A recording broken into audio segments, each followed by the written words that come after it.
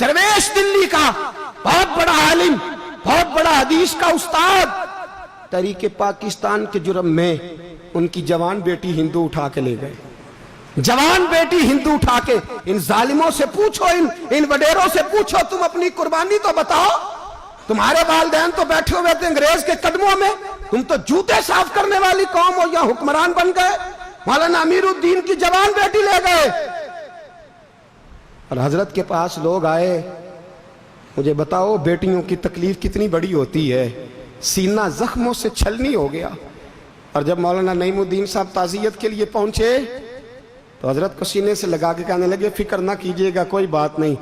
मौलाना अमीरुद्दीन साहब कहने लगे, हुजूर बस पाकिस्तान बन जाए, मेरे रसूलुल्लाह के दीन का झंडा बुलंद हो जाए, एक बेटी क्या, मैं हजारों बेटियां कुर्बान करने को तैयार, मैं तैयार हूं देने के लिए औलादे। लोगों ने 10 लाख आदमी ने हिजरत की, 10 लाख 30,000 जाने एक एक दिन के अंदर कटी। लोगों के खूनों के ऊपर बना हुआ ये मुल्क, और इसके अंदर कभी कोई गद्दार आके बैठ जाता है, कभी कोई मक्कार आके बैठ जाता है, कभी कोई अय्याश आके बैठ जाता है, कभी बच्चे कत्ल होते हैं, कभी बच्चियों की इज्जतें लुटती हैं, कहीं 71 जनाजे इकट्ठे होते हैं। जालिमों को शर्म तक नहीं आती। हम किसी आइन को नहीं मानते, किसी कानून को नहीं मानते, हम मानते हैं उस पाकिस्तान को जिस पाकिस्तान में एक तरफ अल्लाह का कुरान हो और दूसरी जानब मोहम्मद मुस्तफा का फरमान हो। हमें किसी तीसरी चीज की जरूरत हो। अगर सेकुलर पाकिस्तान बनाना था तो इंडिया की गवर्नमेंट तो आज भी अच्छी है पाकिस्तान से, वहां तो जमहूरियत आज भी ज्यादा पनपती है। एक दफा भी कोई डिक्टेटर नहीं आया, तमाशा लगाया हुआ है, मैं ये कर दूंगा, मैं वो कर दूंगा। पागल कौन समझते हो हमें? बेवकूफों का मुल्क है, जो तुम्हारे जी में आता कहते जाते हो, जो जिसके मन में आता है वो कहते जाते हो। सुनो, इस्लाम किस तरह की खिलाफत चाहता है। अमीरुल मोमिनीन खलीफतुल मुस्लिमीन हजरत उमर फारूक, सुनो हुकूमत किसको कहते। हजरत उमर गुजर रहे, फजर की नमाज के बाद 2 गलियां रह गई हैं, आज पूरा नहीं हो सका आपका दौरा, जो रात को नकाब पहन के 2 गलियां रह गई तो नकाब ओढ़ के ही फजर के बाद निकल गए। एक छप्पर है छोटा सा, एक कुटिया है, झोंपड़ी, बूढ़ी अम्मा बैठी है। उमर फारूक गुजरने लगे, बूढ़ी को परेशान देखा, अम्मा जी इजाजत हो तो अंदर आ जाऊं। बूढ़ी कहने लगी, चल दौड़ जा, अपना काम कर, क्यों इजाजत दूं? तेरी मेहरबानी अम्मा, आने दो। क्या दौड़ जा? तेरी मेहरबानी अम्मा, गुजारिश है, चलो आ जाओ।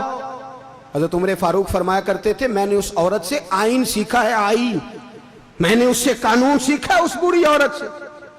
अंदर आ गए उमर फारूक, अम्मा क्या परेशानी है, क्या बात?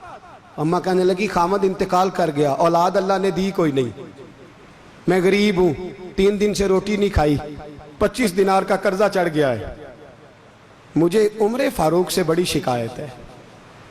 उसने मेरा हाल ही नहीं पूछा। हजरत उमर कहते थे, मुझे उसने दस्तूर और आइन सिखाया। कहने लगे, शिकवा है, उमर आया ही नहीं। हजरत उमर कहने लगे, अम्मा उमर को क्या पता कि तू इस हाल में है। अम्मा दस्तूर बयान करती है, अम्मा जमहूरियत का ऐलान करती है, कहती है नहीं पता उमर को, तो उमर से कहो छोड़ दे हुकूमत, उसके हवाले करे जो खबर रख सकता है, ना इधर उधर की तू बात कर, ये बता के काफिला क्यों लुटा, मुझे रहजनों से गरज नहीं, तेरी रहबरी का सवाल है। उमर से कहो छोड़े हुकूमत, उसको दे जो पता रख सकता है। हजरत सैयदना नाफे फरमाते हैं, जिसके सामने किसरा और रूम के बादशाह कांपा करते थे, मैंने उस उमर को बूढ़ी अम्मा के सामने कांपते हुए देखा है। राशा तारी है उमर फारूक पर। दौड़े गए, 25 दिनार लाए, राशन रख के लाए, रोटियां पकाई, बूढ़ी अम्मा को खिलाई। कहने लगे, अम्मा 25 दिनार ले ले और चल, गलती हो गई, उमर को माफ कर दे। अम्मा बोली, बोल के कहने लगी, मैं नहीं माफ करती, मैं तो पक्का फालू, बस गिरने वाली हूं, एक दफा कब्र में जा लेने दे, मेरे रसूल आएंगे तो मैं उमर की शिकायत करूं।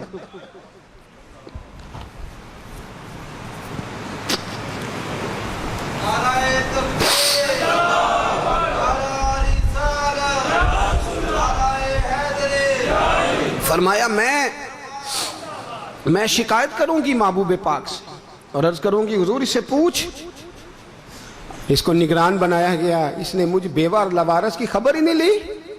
ये है आईन इस्लाम, یہ دستور مصطفیٰ کریم صلی اللہ علیہ وسلم۔ یہاں کتنے غریب بھوکے سوتے ہیں، کتنوں کے بچے روز اغوا ہوتے ہیں، کتنی مصیبتیں۔ گورنمنٹ کہتی ہے کچھ بھی نہیں، کچھ بھی نہیں، کچھ بھی نہیں، افواہ ہی ہے، افواہ ہی ہے۔ افواہ ہے تو اس کا علاج کیوں نہیں ہوتا؟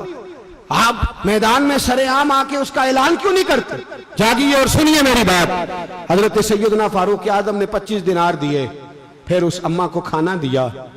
کوئی برادری نہیں اس اماں کی، کوئی ووٹ بینک نہیں، کوئی یہ اماں کسی بڑی برادری کی نہیں جس کا 2 لاکھ ووٹ ہو۔ امیر المومنین ہو کے عمر فاروق اماں کے قدموں میں بیٹھ گئے، کہنے لگے اماں عمر کمزور ہے، حضور کا سامنا نہیں کر سکتا، تیری مہربانی نبی پاک کے سامنے شکایت نہ کرنا۔ اماں کہنے لگی چل میں تیری خاطر معاف کر دیتی، جا تو مجھے کسی اچھی ماں کا بیٹا لگتا ہے، جا تیری خاطر۔ کہنے لگے چل پھر مجھے لکھ کے دے۔ کہنے لگی میں تو ان پڑھ ہوں، تو لکھ دے میں دستخط کر دے۔ حضرت عمر نے لکھا۔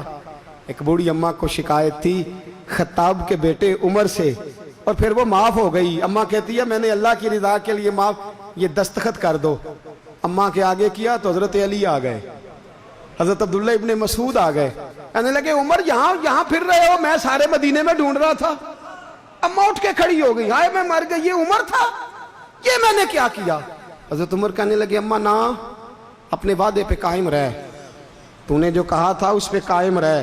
ہمیں تو بتایا گیا تھا یہ والا نظام پاکستان میں آئے گا، یہ کہا تھا قائد اعظم نے، یہ رنگ ملے گا تمہیں۔ کہا ماں تو وعدے پہ قائم رہ، لکھ کے دے۔ لکھا، اماں نے سائن کیے، پھر حضرت علی سے کہنے لگے بطور گواہ آپ بھی سائن کر دو۔ پھر عبداللہ ابن مسعود سے کہنے لگے آپ بھی سائن کر دو۔